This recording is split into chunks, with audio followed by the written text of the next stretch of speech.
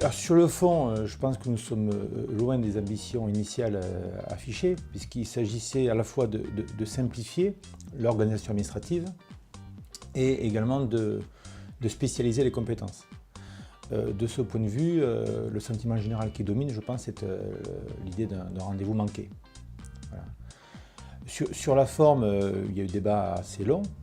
Je rappelle qu'on a eu, entre la présentation du texte au Sénat en juin 2014 et la promulgation de la loi en août 2015 de cette année, donc 15 mois de débat, avec manifestement des changements de pied et une absence de vision globale du gouvernement qui a fait défaut et qui a été préjudiciable à la qualité des débats. Encore si pour reprendre votre image, une valse a une certaine harmonie et une certaine cohérence. Le gouvernement, sans doute, devant l'ampleur de la tâche, a pensé qu'en séparant en 3 textes, avec la loi MAPTAM, la loi sur le découpage régional et la loi sur les compétences, allait traiter plus facilement les questions. En fait, il n'en a rien été parce que dès le début, me semble-t-il, il y a eu une incohérence. On a parlé d'abord du mode de scrutin, en dehors évidemment du report de certaines élections départementales et régionales. On a parlé ensuite d'un découpage régional sans connaître les compétences à venir, et dont la cohérence a encore fait défaut, puisque la réalité territoriale et historique a souvent été occultée. Et puis le texte le plus important sans doute, c'est celui des compétences, mais là aussi, on manque de colonne vertébrale, puisque initialement dans le texte présenté, il était question de disparition par évaporation des départements. L'État, le gouvernement s'est aperçu que ce principe-là ne pouvait pas être opérationnel et fonctionner, notamment pour les territoires ruraux. Il a changé de pied, moyennant quoi tout l'équilibre du texte initial en a été affecté. Il y a certains points qui ont été intéressants. Je pense qu'il en est ressorti quand même, et le gouvernement qui a tantôt voulu passer en force, tantôt a accédé à certaines demandes du Sénat, notamment la commission mixte paritaire du mois de juillet, où il a d'une certaine façon attesté de la certaine cohérence. Il y a quand même des éléments importants, notamment la notion de chef de filât au niveau économique pour la région, avec des schémas prescriptifs qui traduisent aussi le besoin d'avoir une vision stratégique au niveau régional.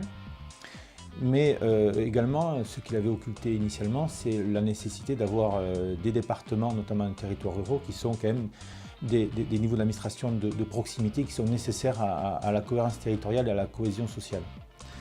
Et puis, dernier élément, c'est aussi quand même une montée en puissance en termes de compétences des intercommunalités. Bien que là aussi, la question de la clarification est insuffisante, et surtout la question des moyens financiers accompagnant ces transferts. Écoutez, je crains que la réforme territoriale sans cesse annoncée et sans cesse déçue souffre d'une malédiction. Parce que plus on dénonce le caractère de millefeuille, plus de complexité d'enchevêtrement, et plus on se prend les pieds dans le tapis, et que finalement cet objectif sans cesse affiché demeure aujourd'hui et demain sans doute aussi ne sera pas atteint. Et je crois même qu'à un certain égard, le paradoxe est que nous allons assister à une complexification accrue.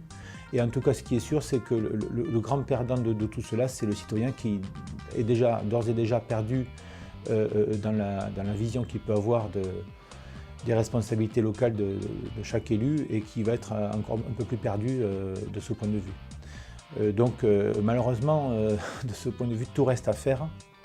Et le temps de mettre en œuvre toutes ces nouvelles dispositions, y compris le découpage régional, qui va quand même prendre au moins 18 ou 24 mois pour commencer à être mis en place, ne serait-ce que pour les questions de siège de services des régionaux qui sont l'objet de tractations entre les anciennes régions, et également le caractère opérationnel des nouvelles compétences des régions. va être un facteur de perte de temps qui ne sera quand même tout à fait préjudiciable pour l'efficacité de l'action publique locale. Alors, les principes qui doivent gouverner toute réforme de simplification et de clarification me semblent essentiels, puisqu'ils ont manqué pour l'essentiel dans cette loi territoriale. Néanmoins, il y a un élément important qui me semble à mettre en avant, c'est celui de proximité et de lien avec le citoyen. De ce point de vue, il me semble que le mode de scrutin est excessivement important.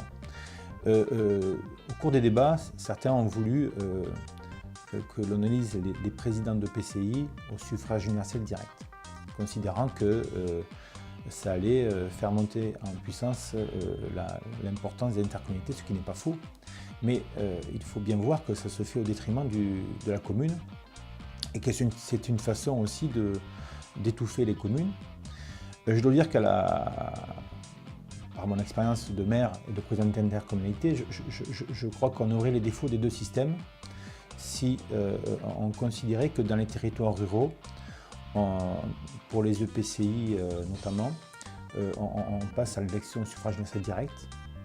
Car je rappelle quand même que toute notre organisation territoriale repose sur le fait communal. Et ce n'est pas pour rien que les Français sont attachés d'abord au maire. Lorsqu'on leur demande à qui vous faites confiance et qui connaissez-vous, tout de suite ils vous répondent le maire. Donc c'est quand même la seule chose qui marche plutôt bien dans notre pays. Je pense que ça serait dommage de la fragiliser. Et si c'est pour avoir des jeux de rôle dans tous les EPCI, parce qu'on rentrerait dans une espèce de comédie liée au mode de scrutin où je pense que ce serait dommage et on perdrait aujourd'hui la qualité des débats souvent qui président dans les EPCI où finalement il y a beaucoup de maires qui siègent, ils se connaissent d'abord, ils connaissent les difficultés de gestion et ça donne, si vous voulez, des débats qui évitent un peu ce jeu de rôle habituel qu'on peut trouver dans certaines grosses collectivités au niveau national. Et je pense de ce point de vue que il est important vraiment que, même si on peut parler de fusion, de simplification, de rationalisation de la carte des communes de France, sans doute, mais il faut vraiment que toute réforme s'appuie sur le fait communal.